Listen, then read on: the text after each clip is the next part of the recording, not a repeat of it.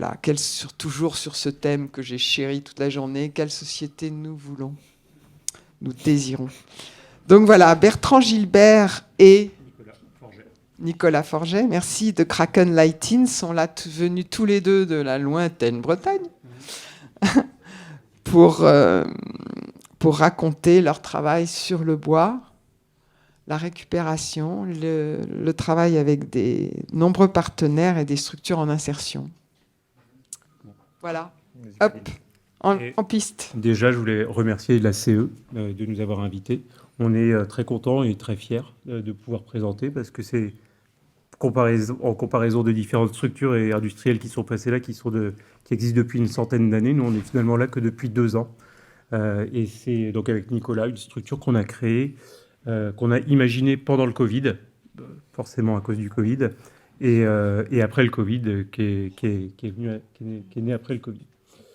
Donc l'idée qu'on a eue, c'est, on a été de toute façon dans l'éclairage depuis très longtemps, on connaissait rien sur la partie bois, mais on voulait créer une marque de luminaire professionnelle en bois et en bois massif. Nicolas étant designer produit, il avait commencé à designer des produits qui étaient déjà éco-conçus. Ça, c'est le fil rouge de toute façon de tout ce qu'on a fait. Hein et moi, j'étais sur le terrain. J'ai commencé en agence de conception lumière avec Roger il y a quelques années maintenant. Et quand Nicolas m'a dit j'ai commencé à designer des luminaires en bois, je me suis dit c'est une bonne idée parce que déjà ça n'existe pas en tant que luminaire professionnel. Il y avait des luminaires décoratifs. Mais on voulait allier vraiment le côté design, esthétique, biosourcé bien évidemment, avec l'éclairage professionnel. Petite histoire. Alors là, pour le coup, sur l'historique, on n'a pas pu recommencer jusqu'à 1980. Ça, c'est notre année de naissance, mais perso. Donc, on a fait notre historique quasiment en mois, parce que ça fait 2 ans. Donc, on ne va pas vous refaire toute l'idée. Ce qui nous a relié beaucoup entre Bertrand et moi, c'était justement cette relation vie perso et vie pro, parce qu'on vend de l'éclairage depuis longtemps et on n'était pas toujours raccord avec notre façon de faire. Ouais. Donc, on va pas revenir sur toutes les étapes. Aujourd'hui, voilà, on fait des gammes de luminaires en bois, éco-conçus. Alors, l'éco-conception, pour nous, c'est à la fois en partant du design jusqu'à la fin de vie. Donc, savoir comment, où le jour où le luminaire sera démonté, comment on pourra au moins le recycler au maximum. Donc, c'était vraiment de prendre en compte toutes les étapes. Donc voilà, ça c'est rapidement toute notre gamme. Et l'économie circulaire, pour nous, a été rapidement en fait un lien dans notre activité et une source d'inspiration. Donc aujourd'hui, le mieux pour nous, pour illustrer tout ça, c'est cette photo-là. Donc c'est une vraie photo avec des vrais gens. Et alors, on est sur la photo. Hein. Marie-Madeleine, Saint-Thomas et Judas. Voilà. C'est vrai qu'il y a beaucoup de femmes chez vous. Ouais, c'est un peu masculin, on nous a dit. Ouais. Alors effectivement, on fait du bois, donc il y a des bûcherons, ça pour le coup, voilà.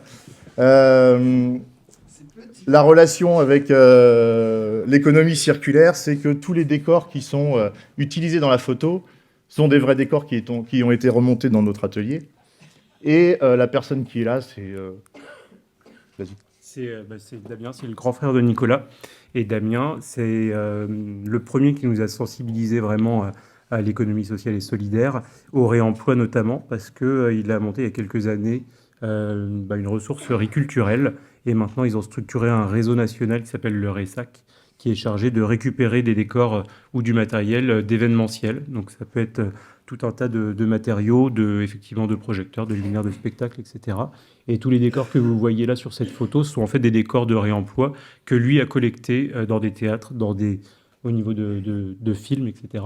Qu'on a, nous, réutilisés après, qui ont eu une deuxième vie et qui repartent sur de la location d'événementiel, etc. Et on a vraiment tout refait pour que que ce soit le plus possible réemployé, que ce soit dans notre showroom, dans notre communication, etc. À l'époque, Damien, quand il a lancé un petit peu sur le sujet, il venait de récupérer l'équivalent de 12 semi-remorques de bois qu'il avait récupéré d'un défilé LVMH. Ça avait duré 3 semaines. Ils avaient pavé entièrement, on va dire recouvert entièrement la cour du Louvre. Et ils avaient 12 semi-remorques de bois. Et ils nous ont dit, vous faites des luminaires en bois, est-ce que vous ne sauriez pas vous en servir pour refaire quelque chose à base de ces chutes et de ces déchets? Et très rapidement, c'est lui qui nous a poussé à répondre à un appel à projet de l'ADEME, c'était en 2020, qui avait pour cible économie sociale et solidaire, de savoir, effectivement, on savait fabriquer des luminaires en bois, neufs, biosourcés, etc., locaux, réparables, mais c'était de savoir comment les fabriquer, effectivement, en bois de réemploi. Et il nous a mis en relation avec différents intervenants qui sont spécialistes du coup de l'économie sociale et solidaire, qui nous ont aidés à trouver des gisements, parce que c'est souvent ça le plus compliqué. On travaille sur des projets d'appel d'offres publics, on va dire, qui sont la plupart du temps des projets qui sont sur un temps assez long. Et c'est comment est-ce que, quand on commence à concevoir un projet, 1 an, 2 ans, 3 ans après, on peut être sûr d'avoir toujours la ressource qui est disponible. Parce que dans le réemploi, effectivement, d'avoir de la ressource, d'identifier des gisements, de les récupérer, de les stocker, etc. C'est quelque chose, c'est un travail qui est assez important. Et très vite, il nous a mis en relation avec des structures qui sont des ESUS, des entreprises, on va dire, d'utilité publique, qui nous ont, eux, ouvert un peu l'esprit sur qu'est-ce qu'était une chute de production, qu'est-ce qu'était un déchet, comment on pouvait collecter ces déchets. Et ils nous ont principalement, on va dire, aiguillés vers une structure qui s'appelle Sans Détour, avec qui on travaille dorénavant, qui fait du surcyclage de fenêtres. C'est une entreprise où ils sont effectivement trois fondateurs. Et ils ont créé avec la communauté de communes de Bressuire, ils ont monté un projet qui visait du coup à surcycler les ouvertures. Faut savoir que sur les 5 déchetteries du pays de Bressuire, ils collectent chaque année l'équivalent de 50 tonnes de bois, ce qui est quand même assez monumental. Donc eux, ils refabriquent différents éléments, ils refabriquent des mobiliers de jardin, ils fabriquent des tables, des plans de travail, etc. Ils ont vraiment toute une gamme, on va dire, de produits. C'est des ébénistes qui travaillent avec une matière première qui est du bois d'anciennes fenêtres et d'anciennes portes. Voilà. Alors, le procédé, le processus, il est quand même très long. C'est quasiment obligatoire, en fait, de travailler avec des structures d'insertion parce que économiquement, alors une fenêtre, aujourd'hui, il n'y a pas forcément de filière de recyclage d'une fenêtre. Les fenêtres sont enfouies, il faut le savoir, c'est un déchet ultime parce qu'il y a trop de composants différents qui constituent une fenêtre, entre le verre, entre les joints, entre le plastique pour les montants ou le bois.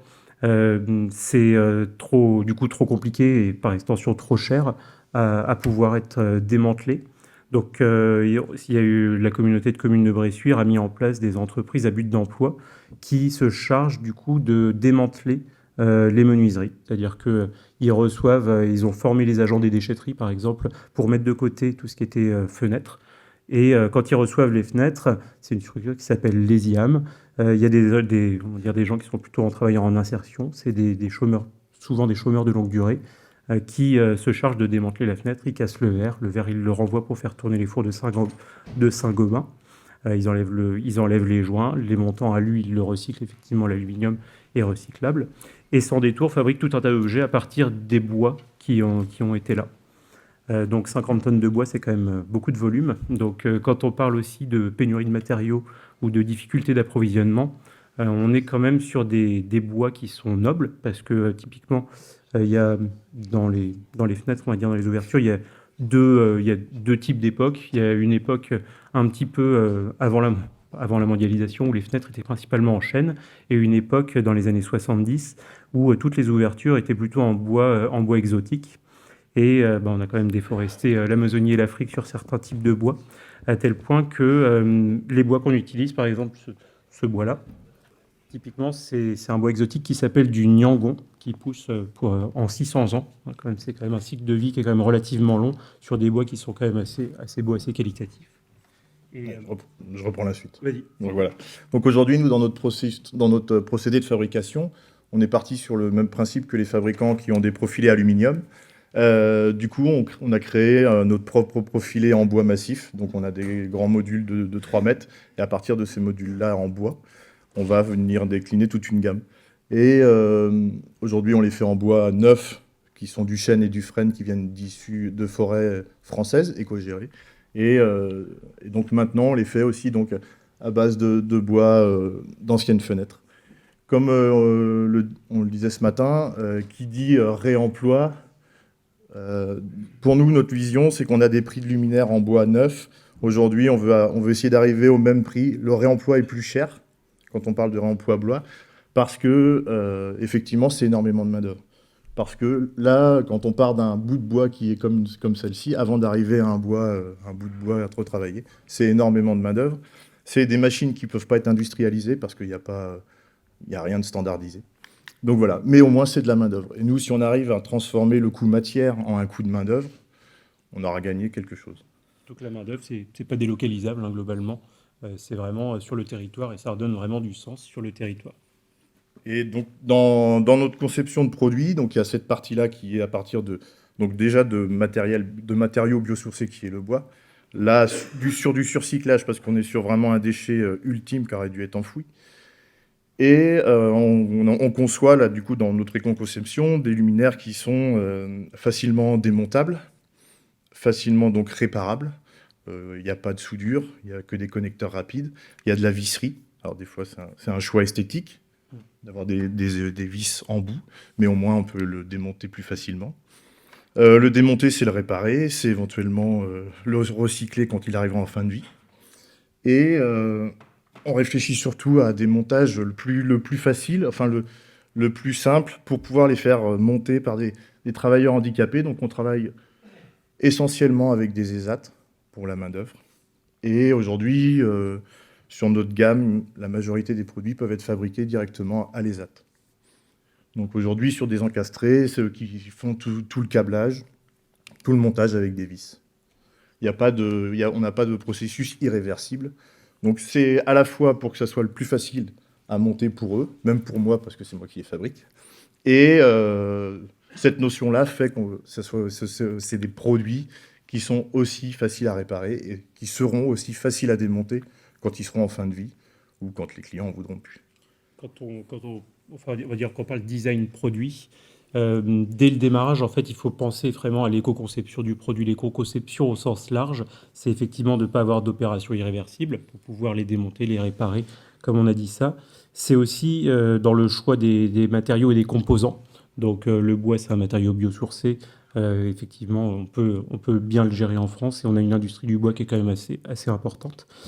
Mais c'est aussi au niveau de l'électronique, parce que réparer un produit, alors on peut toujours le renvoyer en atelier pendant, on va dire, 3-4 semaines, etc. Est-ce qu'un client va accepter d'avoir un trou au plafond pendant 3-4 semaines, le temps que le matériel soit peut-être réparé? Donc, vu qu'il n'y a déjà pas d'opération irréversible, on peut le démonter relativement facilement. On a fait des choix de conception sur de la visserie, etc. Et surtout, on n'en a pas parlé dans notre domaine de l'éclairage depuis tout à l'heure, on était un peu surpris. Au niveau du choix des composants, on travaille sur des standards Zaga, parce que on a parlé des lampes à visser. Il y a eu toute une gamme de standardisation des composants. Il y a du temps des lampes, ce qui fait qu'on pouvait facilement les changer et encore les changer aujourd'hui en fonction de l'évolution des technologies. Le standard Zaga, c'est effectivement standardisé au niveau des modules LED. C'est principalement, on va dire, deux choses. C'est on va dire la définition propre des emplacements de percement et des arrivées de câbles, etc. Ce qui fait qu'aujourd'hui, Kraken Lighting fabrique des luminaires avec des modules LED tridoniques. Entre parenthèses, tridonique, c'est le seul fabricant qui est certifié Cradle to Cradle. C'est la certification européenne sur l'économie circulaire. Mais surtout, ils utilisent des modules Zaga, c'est-à-dire que demain, après-demain, c'est des produits qui sont standardisés et qu'on peut remplacer, réparer facilement sur site sans forcément avoir besoin de refaire appel à Kraken. Et on peut trouver ces composants-là.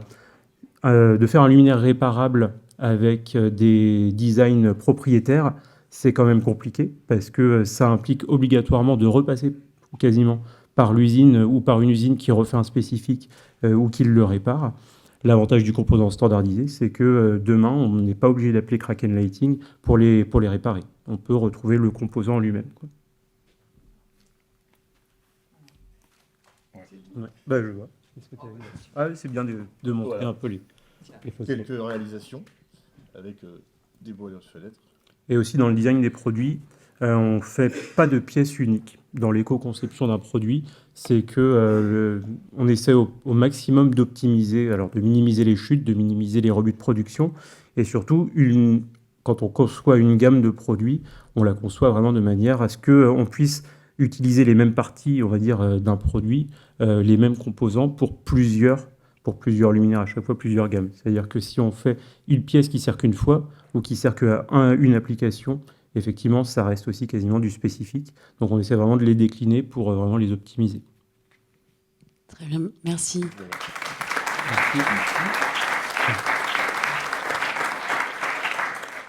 Merci d'avoir parlé du Zaga, parce qu'en effet, quand Jean-Marie montrait ce matin le fait qu'il y avait la difficulté des pièces de rechange, en effet, vous vous êtes dégagé de cette Ah oui. contrainte hyper lourde d'avoir des pièces de rechange dans toute la France disponibles en 2 semaines, puisqu'en fait, vous vous appuyez sur le standard Zaga, qui effectivement, c'est bien, c'est fait pour ça. Bah oui. Et c'est une réponse simple, ouais. Et je pense qu'il y a plein de fournisseurs qui Ouais, le font enfin, en fait indirectement, parce que c'est devenu quasiment dans les standards. Développer du sur-mesure à chaque fois. Alors, je sais que beaucoup de gens dans la salle aiment bien faire des produits spécifiques pour des projets spécifiques, etc. Mais un produit qui sert qu'une fois, il faut quand même penser qu'il va falloir lui donner une seconde vie et le réparer plus tard. Si jamais il faut pas le... Oui, c'est vrai que si on garde le corps et la structure, on peut faire un spécifique corps ou structure, Ouais, mais que l'intérieur c'est soit ça. modulaire et interchangeable. C'est en fait Exactement. ça, Et c'est vraiment à l'usine après de vous l'interopérabilité. proposer un design qui soit, on va dire, évolutif, que ce soit dans même l'évolution des caractéristiques techniques. On parlait tout à l'heure que 80%, je crois, de la consommation ou du CO2 d'un produit, c'est sur la durée de vie ou sur la consommation du produit. C'est quand même important de pouvoir aussi l'améliorer en performance dans 5-10 ans. Donc, mais ça passe par du standard et par des produits standardisés. Merci beaucoup. Super. Donc on attaque